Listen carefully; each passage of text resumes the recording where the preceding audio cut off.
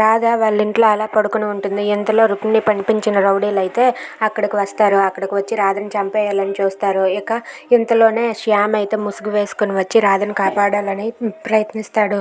ఇక రౌడీలు చూసి శ్యామ్ అయితే వాళ్ళందరినీ చెదగొట్టి అక్కడి నుండి అయితే పంపించేస్తాడు. ఇక తను ఎవరో చూడాలని రౌడీలు అనుకున్నా సరే శ్యామ్ ముసుగు వేసుకునే ఉంటాడు.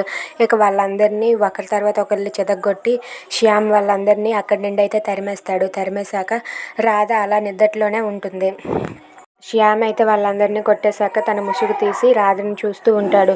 రాధా, నీకు ఎలాంటి కష్టం రాకుండా నేను చూసుకుంటాను రాధా, నీకేం కానివ్వను, ఆ చావు అన్న పేరే నీకు తెలియకుండా చేస్తాను రాధా, ఆ రుక్ని ఎన్ని ప్లాన్లు వేసినా తనకి తిప్పి కొడతాను రాధా అని చెప్పి రాధని చూసుకుంటూ శ్యామ్ అనుకుంటూ మాట్లాడుకుంటూ ఉంటాడు. ఇంతలో రుక్మిణికి అయితే రౌడీ కాల్ చేస్తాడు. కాల్ చేయగానే ఎస్ గుడ్ న్యూస్ చెప్పడానికి చేస్తున్నట్టుగా ఉన్నాడని చెప్పి ఫోన్ లిఫ్ట్ చేస్తుంది. అది విన్న ఇంతలో రుక్మిణి అయితే ఏంటి చంపేశారా అని చెప్పి అంటే ఎక్కడ చంపాము, ఆ ఇంట్లో 2 ముసలోళ్ళు ఉంటారనే చెప్పారు, కానీ అక్కడ ఒక పెద్ద హీరో ఉన్నాడు, ఆ హీరో మమ్మల్ని చితగ్గొట్టేశాడు, ఆ హీరోయిన్ కాపాడడం కోసం మమ్మల్ని ఎలా చితగ్గొట్టాడో మీకు తెలుసా అని చెప్పి అంటూ ఉంటాడు. అది విన్న రుక్మిణి ఒక్కసారిగా షాక్ అవుతుంది.